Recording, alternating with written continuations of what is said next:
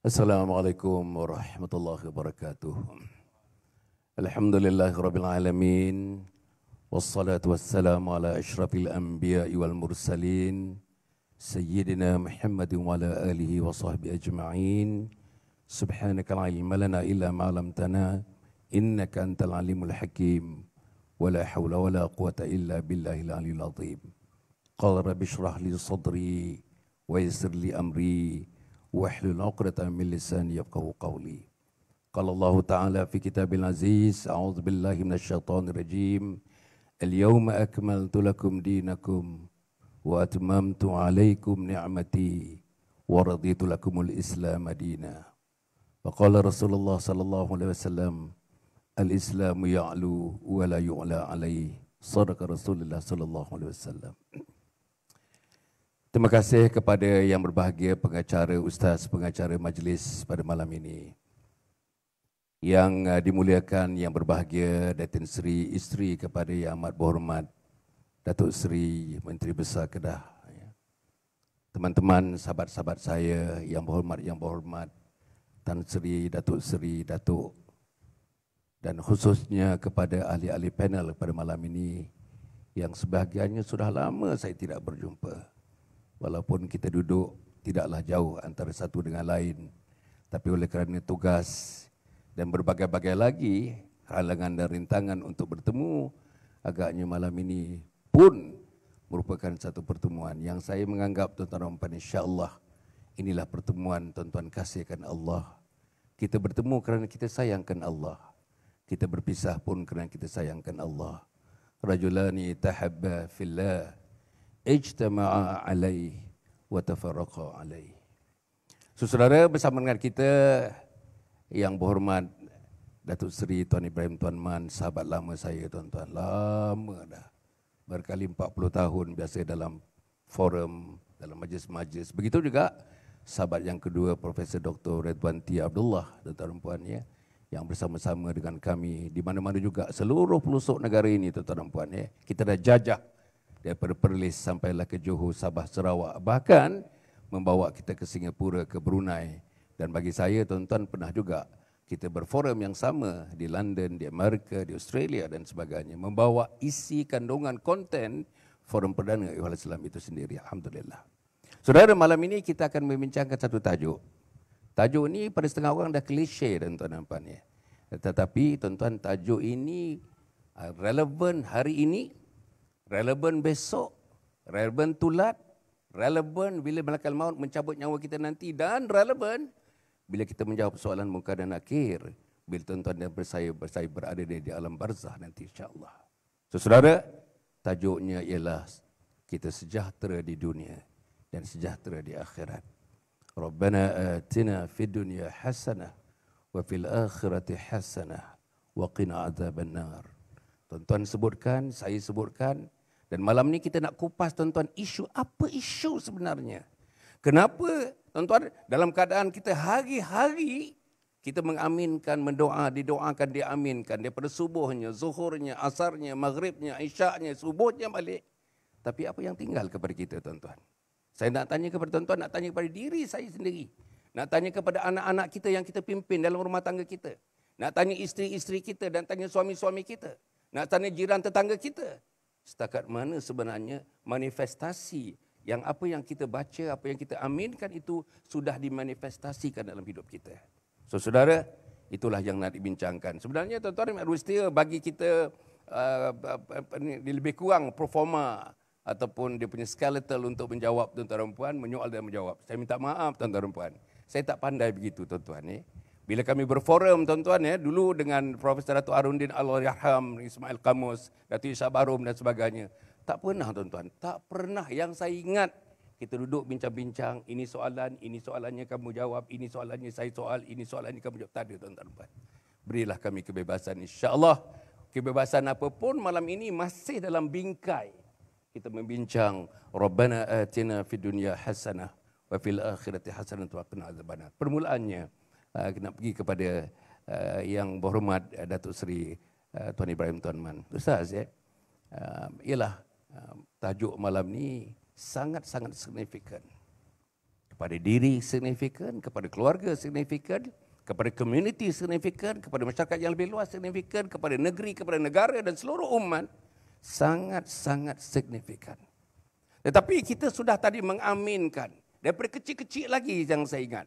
Bapa saya seorang imam, bapa saya guru Quran, mak saya guru Quran. Saya dah mengaminkan doa itu berpuluh-puluh tahun.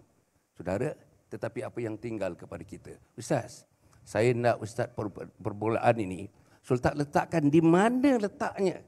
Rabbana atina fid dunya hasanah wa fil akhirati hasanah wa qina adzabannar itu kontennya, falsafahnya, hidupnya, macam mana ransangan-ransangannya, macam mana nak diletakkan dalam konteks kita mengamalkan agama Allah Subhanahu Wa Taala. Inna dina indallahil Islam itu, Ustaz. Sila Ustaz.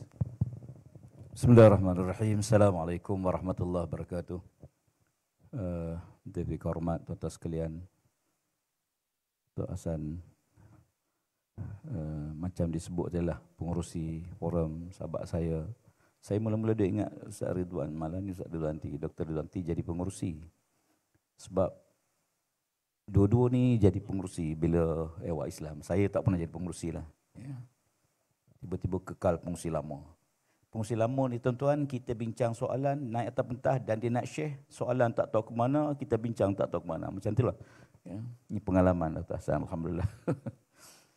Baik tuan-tuan sekalian, kita pertama sekali bila kita letakkan asas macam disebut, asas kepada doa yang kita baca. Ya. Siapa yang mengajar kita doa ni? Allah. Kita minta pada siapa? Minta pada Allah. Hebat Masya Allah. Allah Ta'ala, dia suruh kita minta dengan dia. Dan dia berjanji dia akan perkenan. Dahlah dia suruh kita minta dengan Allah, dia ajar pula kau baca doa ni. Kau baca doa ni. Ya. Punya specialnya umat Nabi Muhammad SAW, bukan saja Allah suruh kita doa, bahkan Allah Ta'ala ajar doa tersebut. Ya. Sebab itu doa ini, satu doa yang lengkap, yang sempurna. Kamil mutakamil. Ya. Pertama asasnya ialah, doa ini ialah mengajar kita tentang siapa kita dan siapa Tuhan. Ya. Siapa kita? Sebab tu Allah Subhanahu Wa Taala dia suka mendengar doa. Lagi panjang, lagi banyak, lagi panjang doa kita, Allah lebih suka kita memanjangkan doa, banyak doa. Ya. Allah Subhanahu Wa Taala sebut dalam hadis, Allah Ta'ala sangat gembira, sangat suka orang yang memanjangkan doa dia. Tapi kita jarang doa panjang-panjang ni. Kadang-kadang memang malas-malas yang kat tengah, ya Allah, macam biasa ya Allah. Macam tu ya. Ya, macam biasalah. Ya. Yang kedua, adab. Bila kita doa ini, kita doa khaufan wa tama'a. Ya. Allah Ta'ala sebut dalam surah Sajadah, ya, tatajafa junubuhum 'anil madaji' yad'una rabbahum khaufan wa tama'a. Bila kita minta doa pada Allah Subhanahu Wa Taala, mesti ada dua perkara ni. Satu, takut. Ya. Yang kedua, tamak. Khauf. Ya. Takut kita minta benda baik. Takut-takut yang baik tu menyebabkan jadi tak baik. Ya. Takut-takut permintaan kita itu mendatang kemurkaan Allah Subhanahu Wa Taala. Pernah satu ketika kami forum masa itu di Maran. Inilah forum yang rasa pelik dalam sejarah hidup saya. Ya. Ready nak siap forum, hujan turun. Kita pun tunggulah. Hujan reda, naik atas pentas, nak mula forum, hujan balik. Rakaman tak boleh buat. Tunggu dulu. Tunggu hujan berhenti. Nak mula je, hujan balik. Akhir tak boleh buat di luar pentas, terpaksa buat dalam masjid. Nak mula forum, petir. Blackout semua. Ada satu kes seorang sahabat saya ahli panel masa tu. Dia doa, ya Allah, berhentilah hujan, ya Allah, berhentilah hujan, ya Allah. Saya kata, Syekh, cukuplah doa tu, Tuhan dengar dah. Ya. Terkadang kadang-kadang yang kita minta ini, asa an takrahu syai'an wa huwa khairul lakum wa asa an tuhibbu syai'an wa huwa syarrul lakum. Boleh jadi kita sangka baik, tapi dia tak baik. Tapi bila Allah sendiri mengajar doa, tuan-tuan jangan bimbanglah. Kalau doa tu Allah sendiri suruh kita minta, kami minta dengan doa ni. Rabbana atina fid dunya hasanah. Kita nak kebaikan dunia. Kenapa? Sebab baik ni bukan kita yang menentukan. Nilai baik buruk ni bukan kita yang menentu. Allah yang menentukan. Ya. Kadang-kadang kita sangka tempat ni baik. Ya. Kalau dalam pilihan raya, tuan-tuan, bila pilihan raya kita bersungguh nak satu kursi, kita tolak kursi, rupanya yang tolak tu menang, yang bersungguh tu kalah. Ya. Kadang-kadang kita sangka benda tu jadi baik, rupa tak baik. Ya. Sebab tu, wahai Tuhan kami, kurnia pada kami kebaikan dunia. Kenapa? Kerana dunia ni milik Allah Ta'ala. Allah tahu di mana keburukan, di mana kebaikan. Dan kita minta pada Tuhan punya muka bumi. Allah Subhanahu Wa Ta'ala. Kebaikan hasanah di dunia dan hasanah di akhirat. Ya. Dalam perbahasan yang agak panjang disebut, dia kata, ada orang yang ma'rufun fid dunya, majhulun fis sama. Ya. Ada orang yang hebat dunia. Dunia orang kenal dia. Tapi di langit, malaikat seorang pun tak kenal dia. Yang kedua, ada orang yang ma'ruf, majhulun fid dunya, ma'rufun fis sama. Ya. Dunia orang tak kenal dia. Tapi di langit, para malaikat kenal dia. Ya. Umpama Uwais Al-Qarni. Nabi sebut pada Sayyidina Umar, yang Umar, yang Ali, kalau kamu jumpa Uwais Al-Qarni, kamu minta doa supaya Allah, kamu suruh dia doa pada Allah, semoga Allah ampun dosa kamu. Uwais Al-Qarni, dia bukan makhluk di bumi, dia makhluk di langit. Di langit, malaikat kenal dia. Di bumi orang tak kenal dia. Sampai Nabi, sampai Umar tanya, apa tanda dia? Nabi kata, di tapak tangannya ada tanda putih, bekas sopak, penyakit sopak, yang hilang seluruh tubuhnya, kecuali ada sedikit pada tapak tangannya. Bila Umar Al-Khattab jumpa dia, mau salam, mau tengok dia, kamu Uwais Al-Qarni? Dia kata tak. Namaku Abdullah. Ya. Kata Umar Al-Khattab, semua orang Abdullah. Ya. Akhirnya dia mengaku. Lalu kata Umar, Nabi suruh aku jumpa kamu, kamu kena doa kepada aku. Yang ketiga, ialah ma'rufun fid dunya, ma'rufun fis sama. Masya Allah. Dunia dikenali, ya, di langit pun malaikat kenal dia. Ini manusia hebat. Sebut Abu Bakar, Umar, Osman, Ali, Talha, Sa'id, Zubair. Dunia dikenali. Hebat manusia ni. Di langit juga dia dikenali. Ya. Ini manusia hebat. Sewaktu Sa'ad bin Mu'az wafat, Nabi mengiring jenazahnya ke kubur, Nabi menjinjing kaki. Ya. Dibakar. Sampai sahabat-sahabat tanya, ya Rasulullah, kenapa kamu menjinjing kaki? Kata Nabi, ramanya malaikat yang mengiring jenazah Sa'ad bin Mu'az, hingga aku bimbang kaki aku terpijak sayap-sayap malaikat yang ramai mengiring jenazah dia. Ini hebat manusia, Masya Allah. Dan yang keempat, yang akhir, majhulun fid dunya wa majhulun fis sama. Dunia orang tak kenal dia, di langit malaikat pun tak kenal dia. Inilah seburuk-buruk manusia.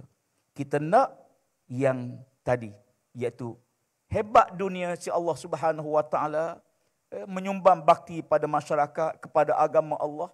Di langit juga malaikat menerima, redha dengan amalan kita. Inilah maksud yang kita nakkan daripada kalimah Rabbana atina fid dunya hasanah wa fil akhirati hasanah wa qina azabannar, dan kita minta lindung daripada azab api neraka Allah Taala. Wallahu a'lam. Terima kasih yang berhormat, alhamdulillah tuan-tuan dan puan, ya.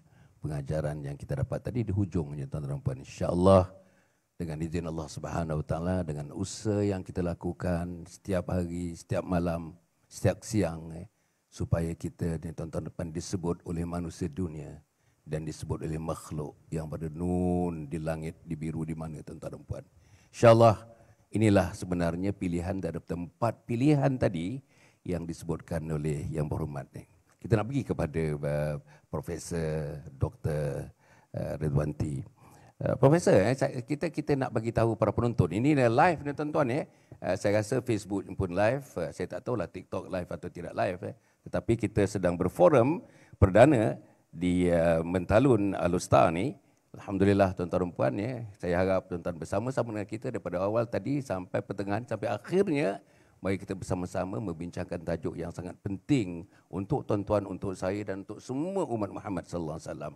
Untuk Profesor Rawanti ni, Profesor boleh tak kalau kita cerita tentang sejahtera dunia, sejahtera akhirat di luar daripada kotak agama. Macamnya liberalis misalnya, katakan orang liberal nak bincang ini. Orang sekularis, orang sekular nak bincang ini. Yang teruknya orang hedonis, orang yang amal hidupnya dengan nafsu, syahwat dan sebagainya, itu amalannya untuk membincangkan apa yang kita bincangkan pada malam ini. Di mana letaknya agama dalam kita membincangkan ini? Sila Ustaz. Assalamualaikum warahmatullahi wabarakatuh. Bismillahirrahmanirrahim. Alhamdulillahirabbil alamin wa bihi nasta'in.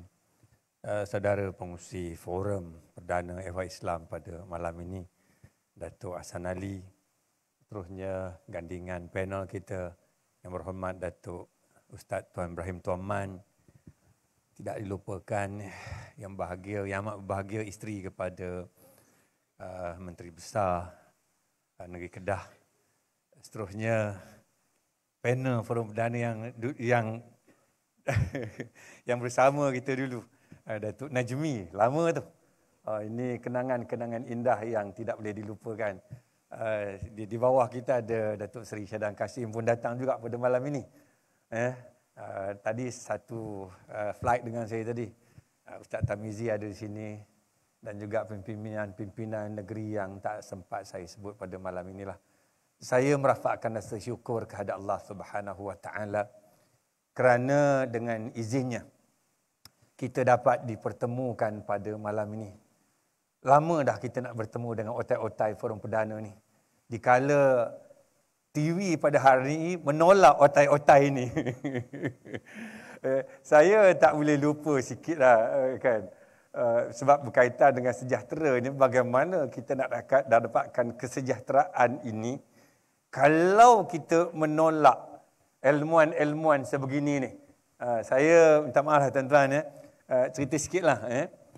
Saya masih ingat lagi 2 hari sebelum kami live ketika PH mula memerintah dulu baru ni lah. Cerita sikit lah, bukanlah politik sangat tapi kena cerita kan. Memanglah kita forum perdana ni ada jatuh bangunnya Datuk ya. Ada masanya kita ke udara, ada masanya kita tidak, ada masanya kita digam, ada masanya tidak, ada masanya kita dilepaskan. Tapi yang kita cukup terkilan pada baru-baru ini apabila kerajaan baru mengambil alih. Ada 2 hari lagi kita nak live tu pada hari ini, hari Khamis ya. Pada hari Khamis lah, malam Jumaat ni. 2 hari lagi nak live.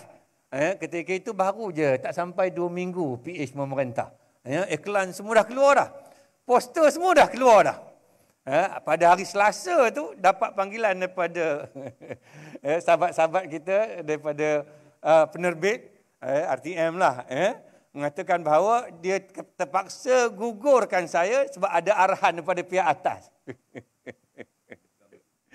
Kena gam lagi. Nah, kalau kita bercakap soal nak dapatkan kesejahteraan dunia dan akhirat ini, asas dia kena ilmu itu. Sebab itu tuan-tuan dan puan-puan sekalian, hebatnya Islam ini, apabila kita memulakan ucapan kita itu, kita mulakan dengan Assalamualaikum warahmatullahi wabarakatuh. Ucapan itu merupakan ucapan kesejahteraan, keselamatan dengan rahmat daripada Allah Subhanahu Wa Taala. Saya tanya sahabat-sahabat saya, ya dulu kan kalau kita jumpa orang tua dan sebagainya, kalau di sekolah Cina, kalau ucapan dia lausa, cawan, begitulah. Ya. Kalau kita jumpa orang putih, good morning, good afternoon, good evening, good night. Ucapan-ucapan sebegini, tuan-tuan dan puan-puan, ini mengikut budaya masing-masing lah. Dia menjawab balik dengan apa yang disebut. Kalau good morning, jawapannya good morning lah. Selamat pagi, jawabnya selamat pagi. Pagi yang selamat. Orangnya belum tentu. Tetapi dalam Islam ni, yang memberikan salam itu sunat. Tuan-tuan nampak ni? Satu ucapan kesejahteraan kita untuk dunia dan akhirat ini. Kita bagi ucapan itu, digalakkan. Saya tanya pelajar saya, dulu-dululah kita bila balik rumah ni, kita tak tahu bila sampai rumah nak bagi apa. Sebab itu ucapan ni, greeting ini, saya nak sebut, dia hanya ada pada agama kita. Diajar kita itu cara menghormati, cara mendoakan sesama Muslim ini, sesama kita, sesama Islam ini. Ya. Kami dulu, kalau saya dulu bukan Islam, saya tak tahu nak bila balik rumah ni, bila kita nak mulakan masuk kaki ke rumah, kita tak tahu nak mulakan dengan ucapan apa. Hatta kita tidak diajar pun bila sampainya itu nak memulakan dengan touching, apa tu, sentuhan apa, kita tidak diajar sebegitu. Tetapi hebatnya Islam ini, sampai ke rumah itu ucapan pertama yang kita ucapkan adalah Assalamualaikum warahmatullahi wabarakatuh. Dan yang mendengar itu wajib dia jawab balik. Tonton tengok kehebatan yang ada pada agama kita ini. Ya. Yang jarang-jarang kita jumpa ucapan sejahtera ini. Sebab itu saya suka dengan tagline negeri Kedah ini. Kedah sejahtera untuk semua ya. Lebih kurang lah. Lebih kurang begitu tak? Kalau di Terengganu tagline-nya merakyatkan sejahtera untuk semua. Lebih kurang begitulah. Dia lebih kurang je tagline negeri Kedah dengan di Terengganu ni. Dia menggunakan perkataan sejahtera.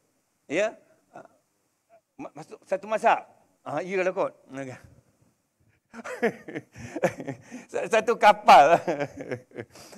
Kalau tuan-tuan tengok ini, soal sejahtera ini dikupas dengan panjang lebar. Kalau di kalangan pelajar saya ini, ya, kita mengajar falsafah, perkataan sejahtera ini kita kena kupas dulu. Dengan panjang lebar sebelum kita memulakan belajar soal falsafah ini. Kadang-kadang bila Ustaz Hasan Ali sebutkan tadi, Datuk Hasan Ali tanya saya tadi kan, soal sejahtera ini, orang liberal macam mana, orang hedonism macam mana dan sebagainya. Saya nak petik sedikit kata-kata lah, nak capai sejahtera, tapi saya ambil pepatah Cina. Sebab panel Forum Perdana jarang Cina. Kan? Adalah seorang lah, Farid Rawi India seorang kan. Tapi itu generasi baru lah Forum Perdana ni. Ini otai lama ya kan. Dalam pepatah Cina dia kata, dalam nak mencapai kesejahteraan hidup ini, di dunia ini, dia ada beberapa rangkaian kata-kata disebut dalam bahasa orang Kedah. Dia kata beginilah lebih kurang kan. Tapi dia tujukan kita kepada sebagai seorang khalifah, sebagai seorang pemimpin. Dia kata, if you want to rule the state, kalau kita nak menjadi seorang pemimpin, pemimpin negara ke, pemimpin negeri ke, dia kata, disambungkan, put your house in order. Kalau nak jadi seorang pemimpin yang baik, pastikan kita boleh jaga rumah tangga kita dengan baik.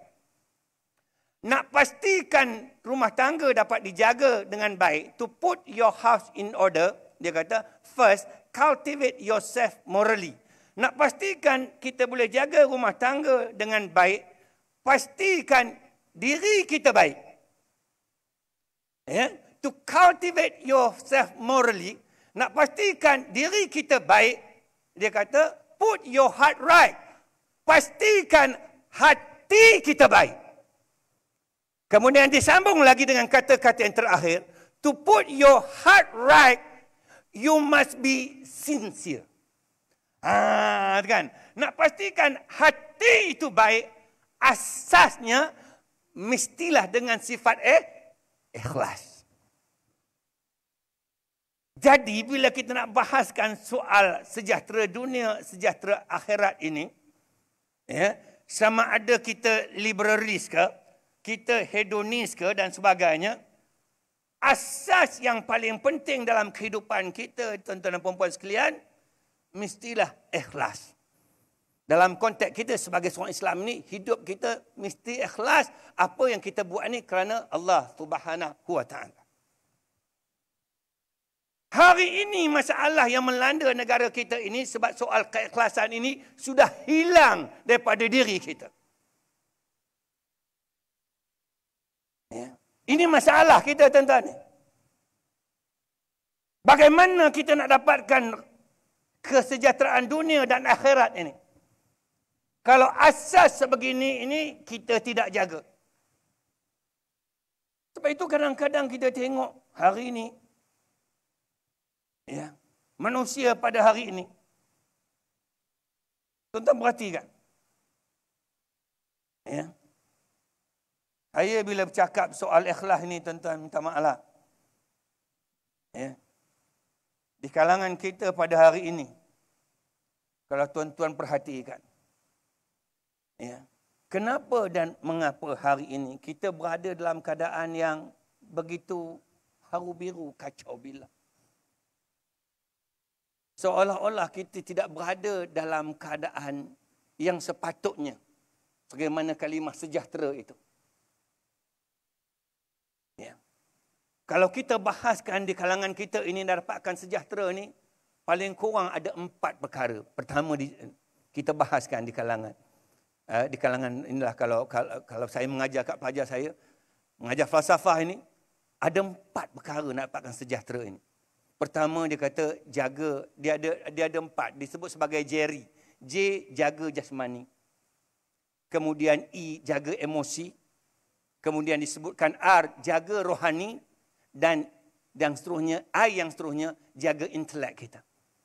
Jerry, jasmani, emosi, rohani, intelektual. Hari ini keadaan menjadi haru biru apabila 4 perkara ini kita tidak jaga. Pertama, jasmani.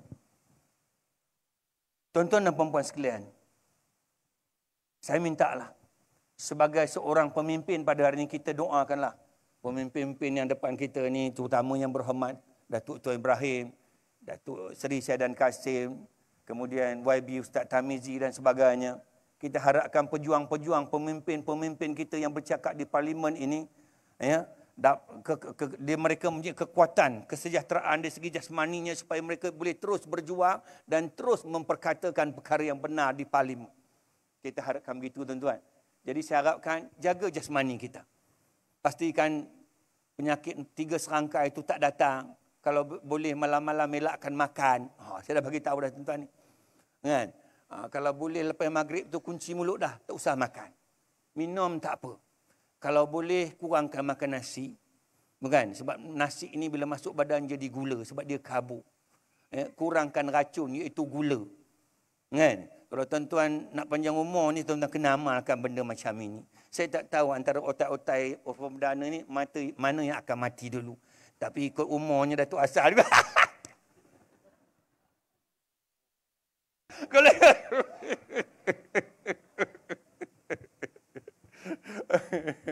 kalau ikut umur gitu, Datuk Asal, cara Nabi jaga jasmani dia, supaya boleh berjuang untuk dapatkan kesejahteraan di akhirat ini, supaya umurnya panjang dan sebagainya, kan, supaya kita dapat melakukan kerja amal jariah ini.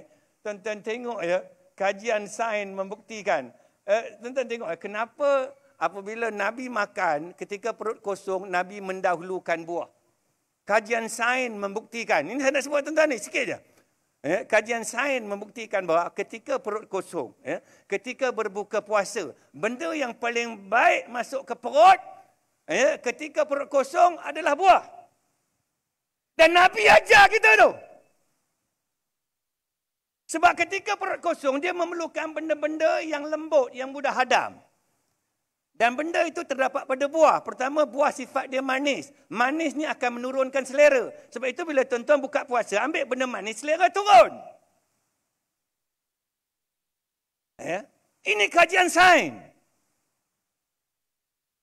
Sebab itu bila kita ambil benda manis, kita tak rasa nak makan lain. Betul tak?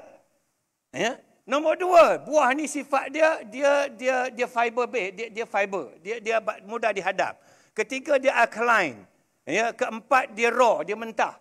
Benda-benda ini tuan-tuan, sebab itu tuan-tuan tengok jarang kita jumpa Nabi sakit. Sebab jasmani perlu dijaga, sebab Islam memerlukan orang-orang sebegini untuk terus berjuang. Yang kedua, saya nak sebut ni. Ya, itu bab itulah tuan-tuan, ya. Jangan bab tidur dan sebagainya kena cukup lah. Banyak lagi nak sebut ni. Datuk Hasan kejap lagi Datuk. Saya habiskan 4 dulu kan. Kemudian emosi kena jaga. Jangan mudah koyak. Kita ni bila jadi pemimpin ni, kita akan menjadi bualan rakyat. Sebab itu nama kita wakil rakyat. Kita akan diumpat dan dikata. Isu dia jangan cepat koyak.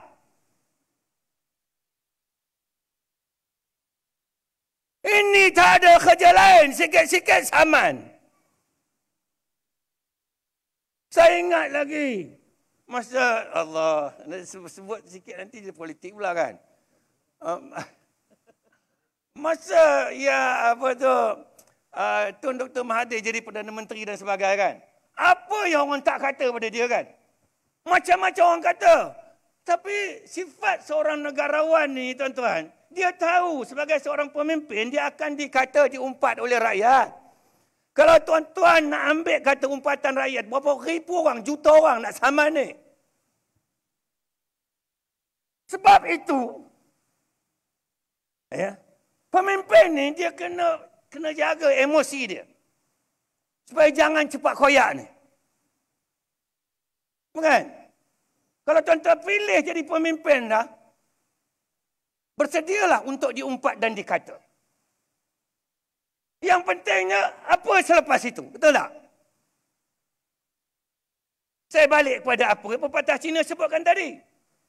Yang ketiga, jasad jasmani, emosi, rohani. Soal kita dengan Allah. Saya tak nak bahaskan tadi sebab Datuk Tuan Ibrahim Tuan Man dah sebut panjang lebar tadi. Cuma kalau saya nak sambung sikit, Uwais Al-Qarni ini yang ada dikatakan tumpuk putih di tapak tangan dia, dia ada kisah sebelum itu. Kenapa Nabi suruh cari Uwais Al-Qarni ini? Sebab dia jaga mak dia yang masih belum Islam, yang masih belum lagi menganut agama Islam ketika itu, yang lumpuh, dia jaga dengan penuh kasih sayang. Walaupun mak dia tak Islam tuan-tuan ni. Ini kisah Uwais Al-Qarni. Dan kisah itu berpanjangan. Kenapa dia sampai ke Madinah? Uwais Al-Qarni di Yaman. Kenapa dia sampai ke Madinah? Kerana nak sangat jumpa Nabi, kerana terpaksa nak tinggalkan mak dia. Sebab itu, nak dapatkan kesejahteraan di dunia dan akhirat, tuan-tuan kena jaga mak bapak ni. Walaupun dia tidak Islam. Kawan-kawan saya tadi telefon saya. Ada saudara baru pada Kedah.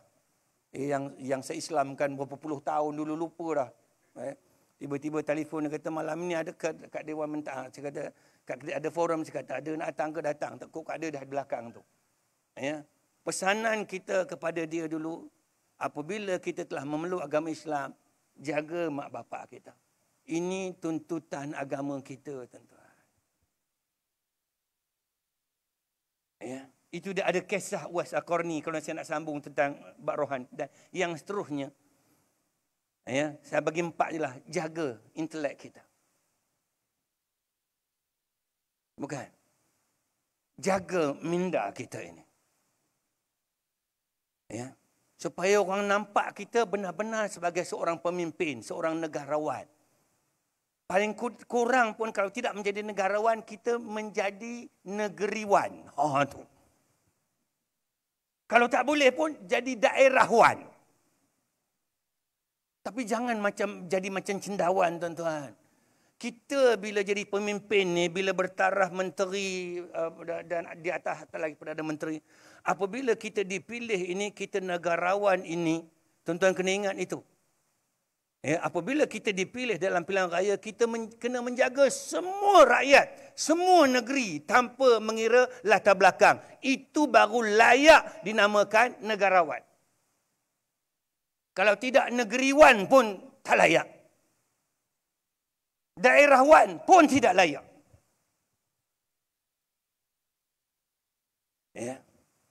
Kita sedih kadang-kadang.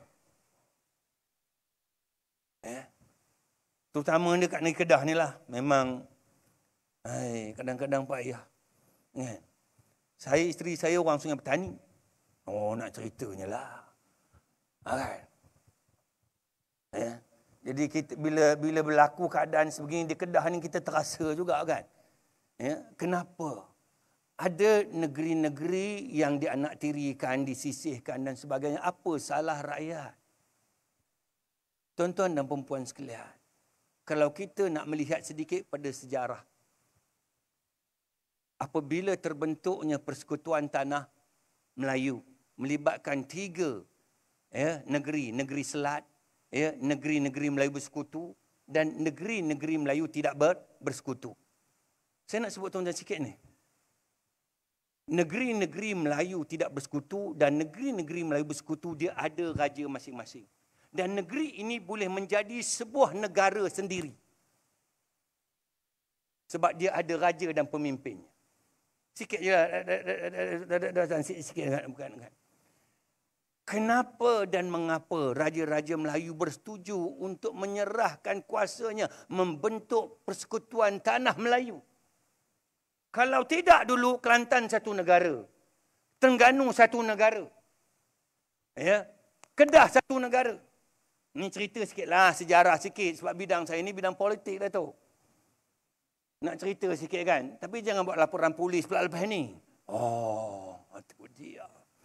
Sekarang ni tak ada kerja lain tuan-tuan. Dia disebut sebagai character assassination, pembunuhan karakter.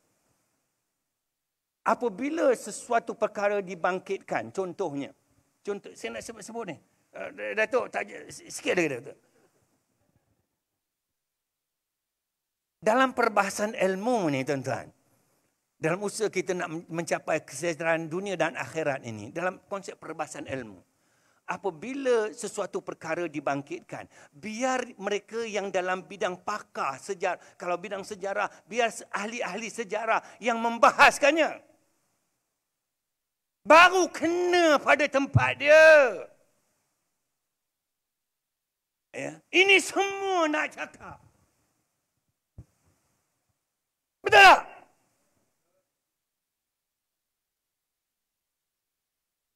Sebab itu dalam bidang ilmu, dia ada pengkhususan dia. Pengajian Islam ada syariah dia, usuluddin dia, mantik dia dan sebagainya. Dah lah Datuk, panjang saya cakap ni bukan. Ini jadi payah ni kan. Kalau saya cakap nanti ni, ada pula rapalan polis pula lepas ni. Jangan budak koyak tuan-tuan kan. Benda-benda ini satu perbahasan ilmu, perbahasan ilmiah yang perlu dibahaskan kan. Apabila ada muncul sesuatu perkara dan sebagainya, biar ahli-ahli yang pakar untuk membahaskannya. Sebab ilmu tidak ada pengkhususan dia. Baru dia akan menjadi lebih mendalam. Begitulah keadaan dia. Macam almarhum Ustaz Datuk Harumdin, contoh dalam bidang syariah. Tuan-tuan ingat, tengok bila almarhum Datuk Harun bercakap dalam forum perdana Ehwal Islam. Pandangan dia dalam bidang syariah, tengok bagaimana. Orang usuluddin bagaimana dan sebagainya. Sebab ilmu ni sangat luas. Itu dalam dapatkan kesejahteraan dunia dan akhirat ni, kena ada merujuk kepada pakar.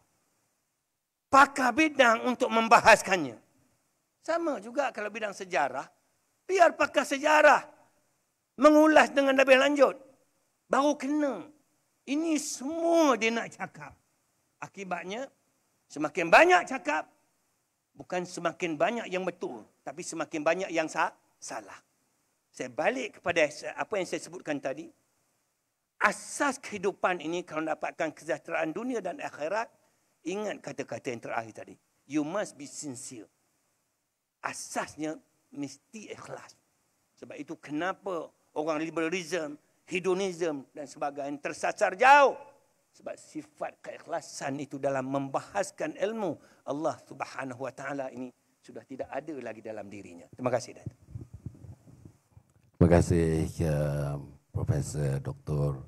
Redwanti panjang lebar menekankan kita saudara tentang keperluan untuk kita mengangkat martabat tajuk yang kita bincang pada malam ini. Tuan-tuan dan saya perlu ada dan mempraktik jasmaninya, emosinya, rohaninya, intelektualnya. Alhamdulillah tuan-tuan dan puan ya. Dan inilah sebenarnya perkara-perkara ini yang mesti kita terapkan kepada anak, kepada cucu, kepada isteri, kepada suami, kepada jiran. Saya nak tanya tuan-tuan ya. Pentingnya Rabbana atina fid dunya hasanah wa fil akhirati hasanah wa qina adzabannar ni. Saya nak tanya tuan-tuan. Pernah tak tuan-tuan bercakap dengan isteri, bercakap dengan anak-anak tentang konsepsi, tentang falsafahnya, tentang identiti Islamnya, tentang kehidupannya, bagaimana tentang kehidupan yang nak digarap di dunia dan di akhirat. Pernah tak kita bagi tahu isteri kita? Pernah tak kita bagi tahu anak-anak kita? Pernah tak kita seminarkan dalam keluarga kecil kita itu? Pernah tak kita renungkan bersama-sama?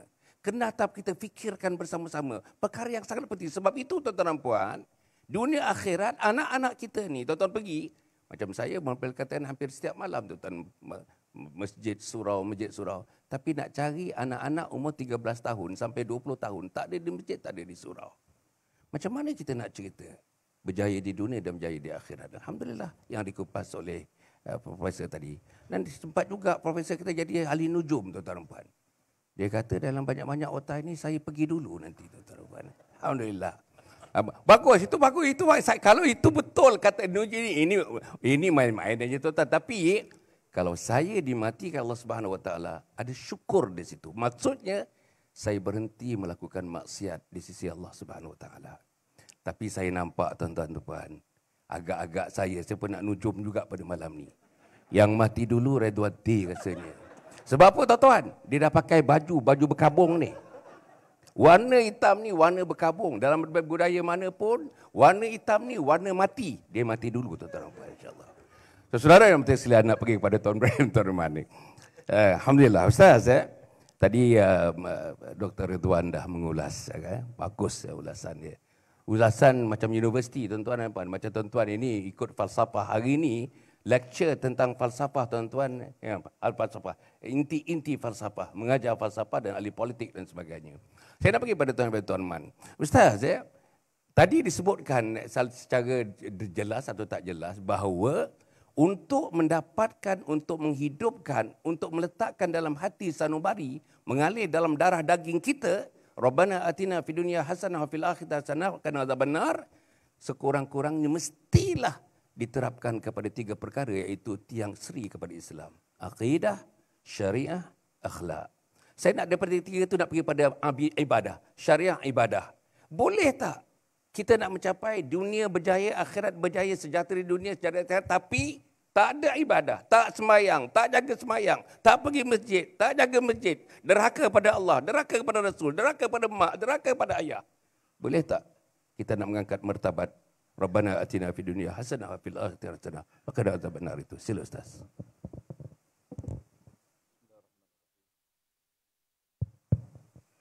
Terima kasih Tok Dr. Hassan Ali.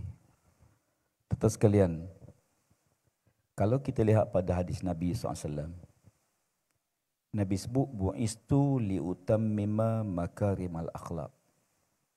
Aku diutuskan untuk menyempurnakan akhlak. Akhlak ni buah. Tetapi buah tidak akan dapat dicapai kalau sekiranya pokok itu tidak subur. Dan untuk menyuburkan pokok, dia bergantung pada kekuatan akar yang menunjang. Sebab itu Allah Subhanahu Wa Taala menyebut soal akidah ini, soal tauhid ini, kalimah tayyibah ini, perumpamaan Allah seumpama pokok kayu. Wa daraballahu masalan kalimatan tayyibatan kasajaratin tayyibatin asluha sabitun wa far'uha fis sama. Perumpamaan kalimah yang baik, kalimah la ilaha illallah Muhammadur Rasulullah. Seumpama satu pohon yang subur, akarnya menjunam ke dalam perut bumi, dahannya merimbun di udara.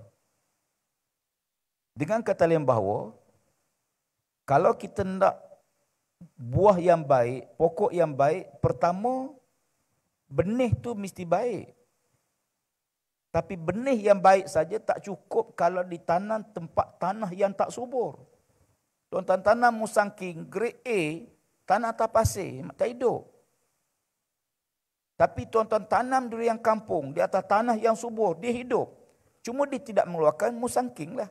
Mungkin dia keluarkan king-king lain. Ya. Tetapi bila kita tanam pokok yang baik, dia naik hidup. Tapi kita kena baja dia. Kena siram air dia. Kena jaga dia. Itulah ibadah. Bagi memastikan pokok itu terus kukuh. Terus kuat. Ya.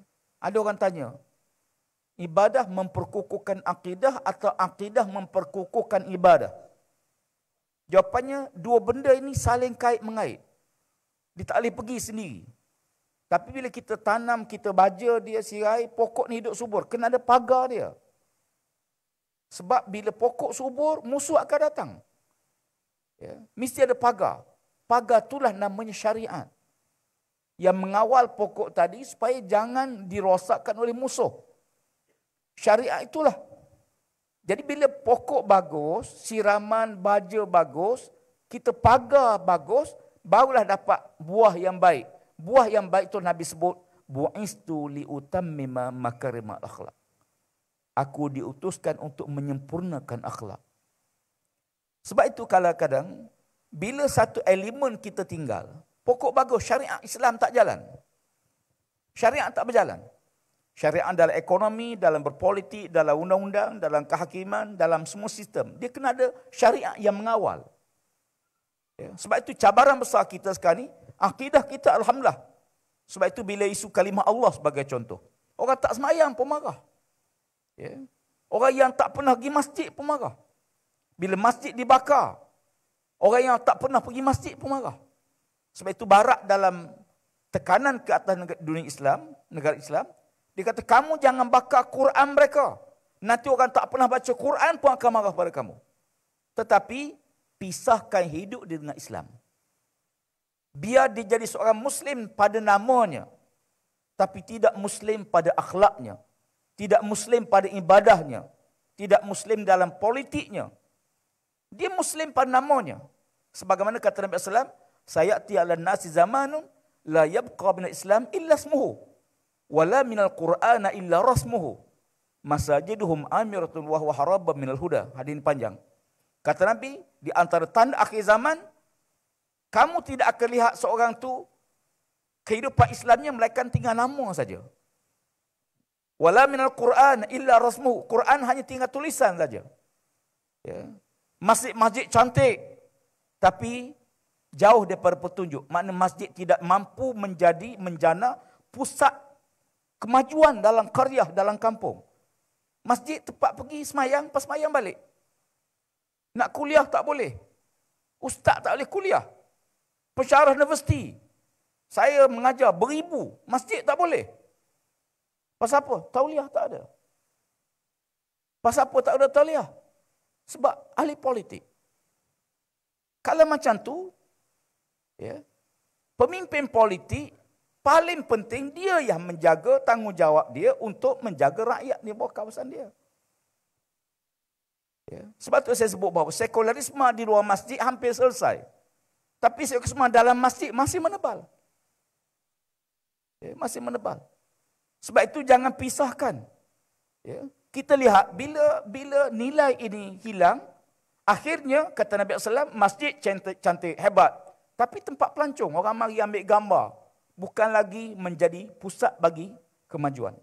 Ya, pembangunan masyarakat, komuniti masyarakat sebagainya. Jadi nilai-nilai ini sebenarnya, kita akui bahawa perlunya kawalan. Jangan ada ajaran sesat. Jangan ada yang mencanggah. Tetapi Ya. Soalannya apakah banyak sampai tak boleh kawal? Kita ada undang-undang, kita ada peraturan. Peraturan cukup untuk mengawal. Kita perlu bimbang kalau masjid kosong daripada program. Itu yang kita duka cita. Ya, sebab itu bila, yalah, Ustaz Ridwan tadi, Dr. Ridwan, dia pun kena gam. Saya ingat berapa kali kena gam tak tahu dah ni. Ya. Saya ingat tua-tua tak kena lagi ya. Nasib engkau lah. Ya. Jadi sahabat-sahabat sekalian, jadi balik pada soalan tadi. Sebab tu ibadah dalam Islam, dia bukan hanya satu jenis. Bukan hanya semayang. Ada ibadah puasa, tak boleh makan. Boleh bercakap, boleh tidur, boleh berjalan. Ada ibadah haji, melontar jumrah, ambil batu baling. Ada ibadah tawaf, pusing. Ada sa'i, berjalan, safa marwah. Ada ibadah duduk diam, ukuf di Arafah. Ya. Sebab tu, cantik satu gubahan bunga, bukan kerana bunganya ada. Kalau gubahan bunga semua, tak cantik. Dia kena ada daun, kena ada batang dia, kena ada pucuk dia, kena ada bunga yang belum kembang, kena ada bunga yang kembang. Itulah ibadah Islam.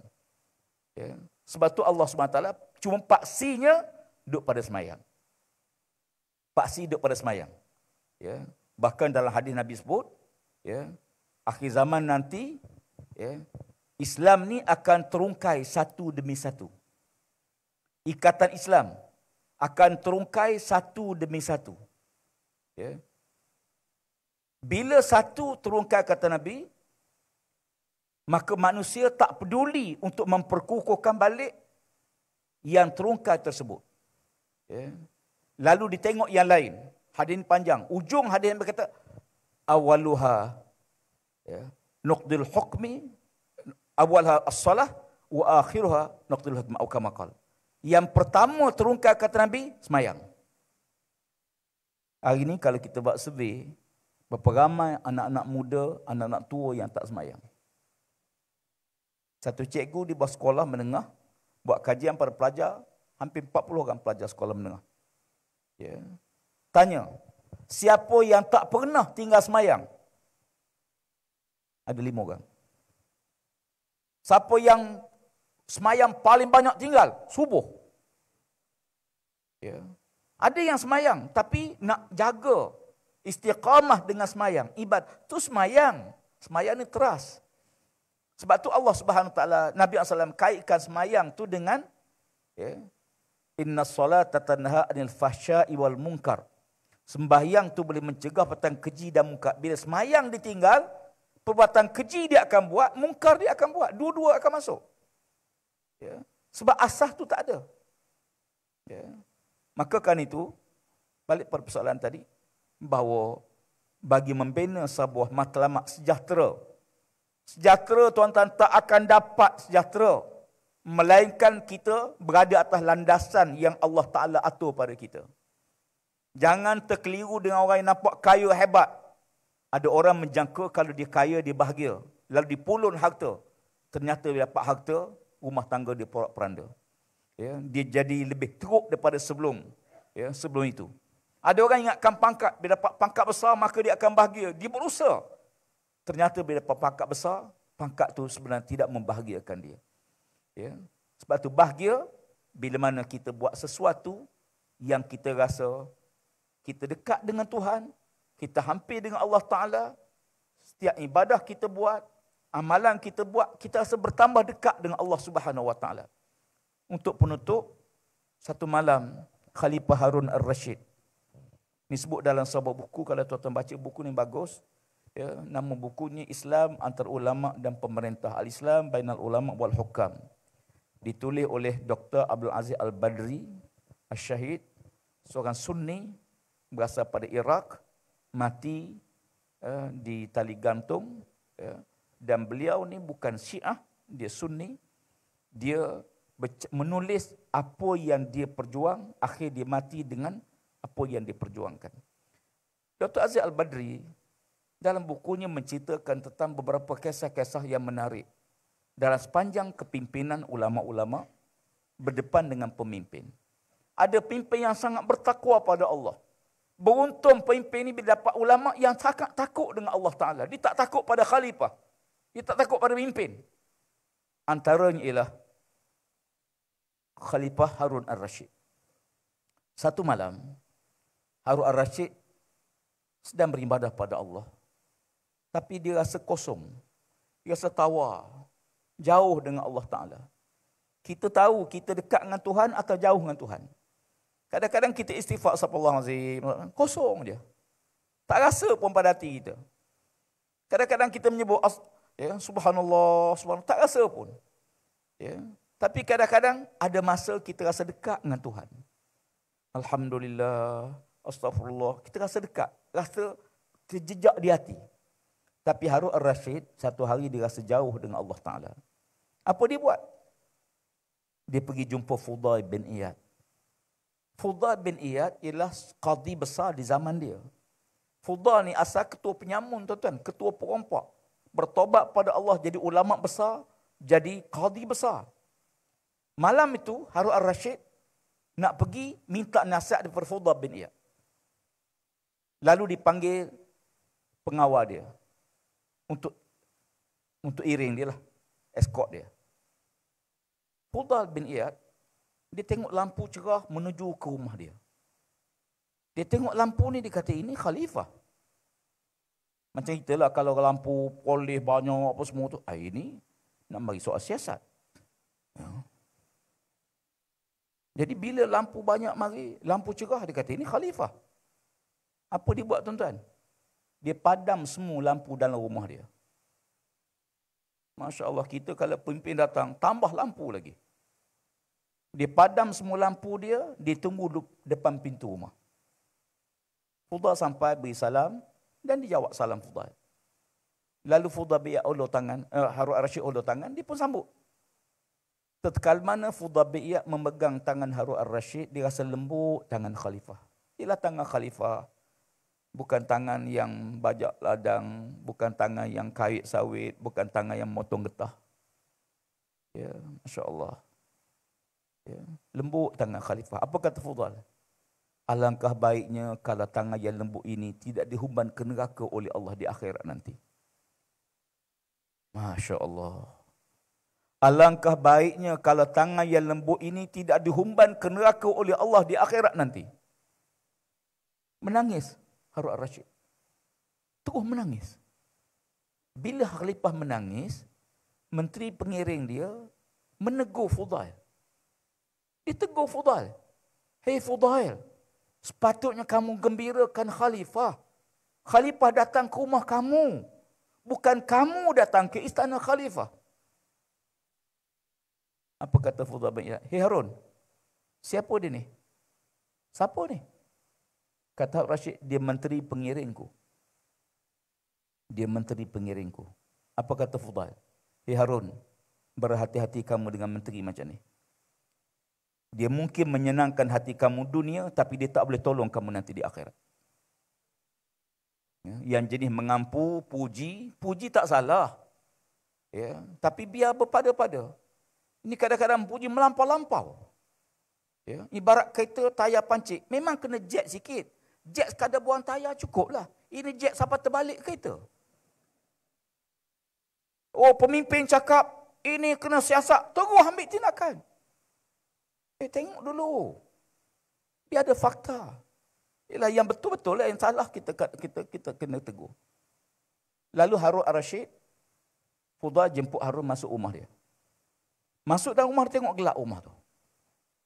Lalu Harun tanya, "Hei Fudail, apakah kamu tak ada duit untuk beli minyak?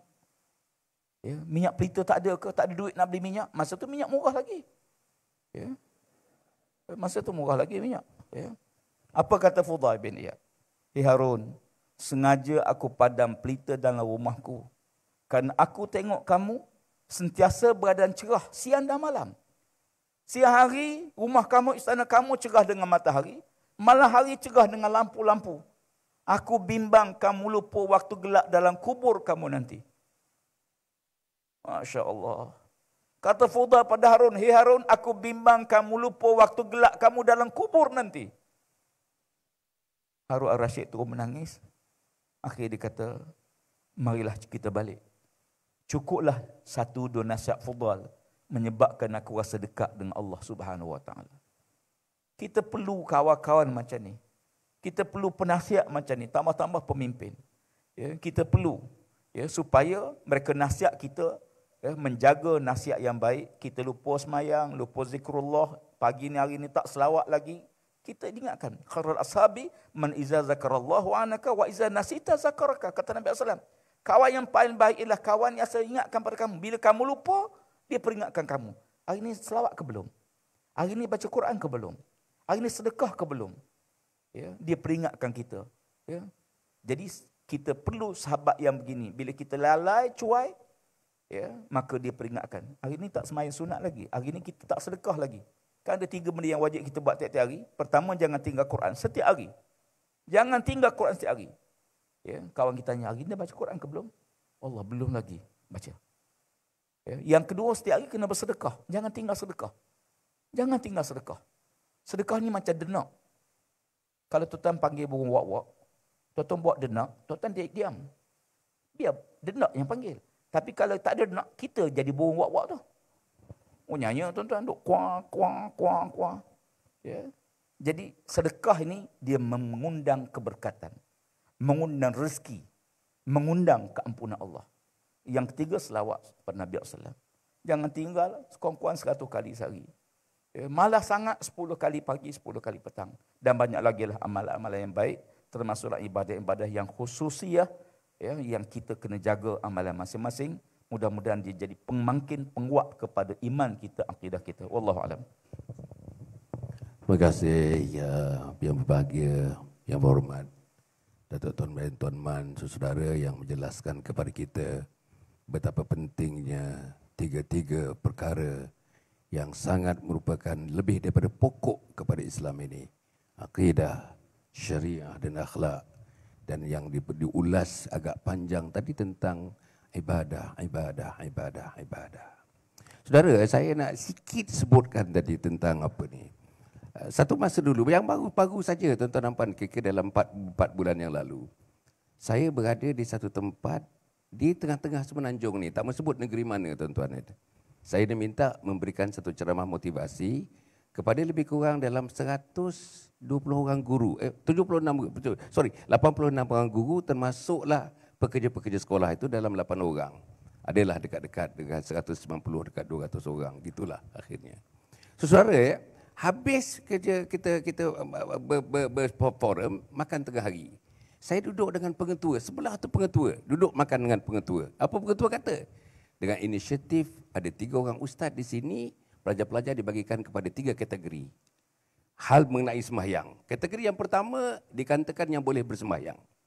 Kategori yang kedua 50-50. Nak kata boleh pun boleh, nak kata tak boleh pun tak boleh. Kategori yang ketiga yang bilangannya lebih ramai daripada kategori yang pertama dan yang kedua, yang tak boleh sembahyang langsung. Dan cikgu tu kata, guru besar tu kata, pengetua kata di sekolah menengah ni, dia kata ada sebahagian besarnya tak boleh mengucap kalimat la ilaha illallah Muhammadar Rasulullah. Inilah rupa manusianya tuan-tuan. Manusia yang nak sejahtera di dunia, sejahtera di akhirat. Yang terakhir minggu lepas saya berada di sebelah palung. Tuan-tuan, saya bagi ceramah kepada satu polis IPD di Jempol, IPD di Jempol. Masa makan juga berjumpa dengan OCPD-nya, pemangku OCPD-nya dan beberapa orang pegawai kanan. Menyebutkan tentang masalah yang dihadapi. Apa dia kata? Kalau kita tahan 10 pemuda, 10 pemuda di rancangan di kawasan, saya tak sebut di kawasan mana, 10 pemuda, 8 positif dadah. 8 positif dadah. Saudara, apa nak jadi dengan Rabbana atina fid dunya hasanah wa fil akhirati hasanah wa qina azabannar. Sebab itu untuk Profesor Dr. Ridwanti, persoalan tentang ekosistem persekitaran kita hidup ini. Media misalnya, TV, telefon yang kita ada, program yang kita tunjukkan pada anak-anak, program yang ada di sekitar kita, sama ada yang ditaja atau tidak ditaja, tak membantu langsung saya fikir untuk melahirkan manusia yang mempunyai, kata orang mempunyai semangat, mempunyai kekuatan, mempunyai impian untuk mati, untuk hidup dan mati dalam keadaan kita berjaya di dunia dan berjaya di akhirat. macam mana peranan persekitaran yang Profesor nampak sekarang ini. Boleh tak persekitarannya ini membentuk atau tidak berbentuk, apa nak jadi, terutamanya kepada generasi pengganti kita yang akan datang ini. Sila Profesor. Datuk Pengurusi, Datuk Hassan, bila Datuk sebutkan tadi ada di kalangan kita tidak boleh mengucap kalimah syahadah ini satu perkara yang sangat menyentuh hati kita, Datuk. Kami ni bulan 2 hari tu dengan YB Ustaz Tarmizi pergi sampai ke pergunungan Chiang Rai ni. Di Chiang Rai, kawasan gunung antara Myanmar, Laos dan Thailand. Kita pergi ke satu kawasan, bahasa apa pun kita cakap dia tak tahu. Orang Siam pun datang pun tak tahu. Dia tahu bahasa bukit dia saja. Kita hanya boleh perdengarkan dia kalimah syahadah. Supaya dia boleh mendengar. Ustaz Tarmizi ada kat sini kan. Mana tahu lepas ni dia pergi mana-mana, dia dengar kalimah ini. Kita ajar dia, Datuk, satu-satu. Asyhadu alla ilaha illallah wa asyhadu anna Muhammadan abduhu wa rasuluh. Kita ajar dia satu-satu, tuan-tuan ni. Sebab kita merasakan satu hari nanti dia akan masuk Islam. Tapi kalau anak-anak kita yang dah Islam ini tak boleh mengucap lagi, ini sesuatu perkara yang menakutkan kita ini. Saya kadang-kadang, Datuk, bukan apa, kadang-kadang kita ada kesempatan, kita tak ambil kesempatan itu. Datuk sebutkan tadi soal kenapa anak-anak muda tidak suka bukanlah semua kan, tidak ke surau dan masjid. Hari yang paling strategik ni, hari yang paling comel ni, itu hari Jumaat. Besok ni tuan-tuan ni, malam ni malam Jumaat, besok hari Jumaat. Ya, dan kita ada sembahyang Jumaat. Sembahyang Jumaat ini adalah platform yang paling baik. Sebab kalau anak-anak muda tak pergi, orang akan tanya, tak pergi sembahyang ke? Jadi nak tak nak orang terpaksa pergi berjemaah di masjid sebab hari Jumaat. Isu dia, kenapa masjid tu tidak menarik perhatian apabila kita membaca khutbah, kita baca.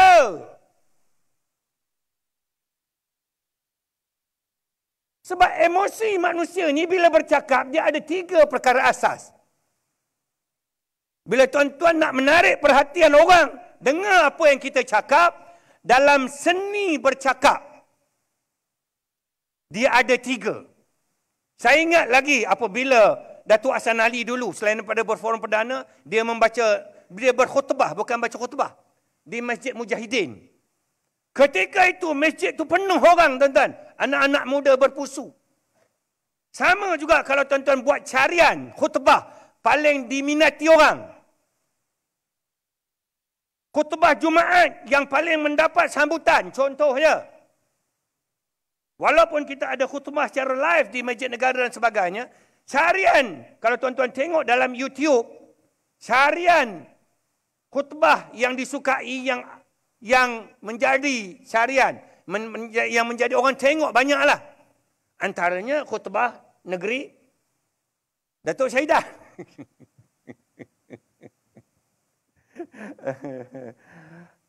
Apabila saya bukan, kalau tuan-tuan tengok khutbah ni dirakam. Kan? Bila saya cakap begini jangan salah faham juga. Antara khutbah yang mendapat sambutan adalah khutbah daripada Mufti Perlis. Minta maaf Datuk, saya kena sebut ni. Walaupun nanti orang mungkin salah faham. Tapi tuan-tuan boleh tengok carian ini.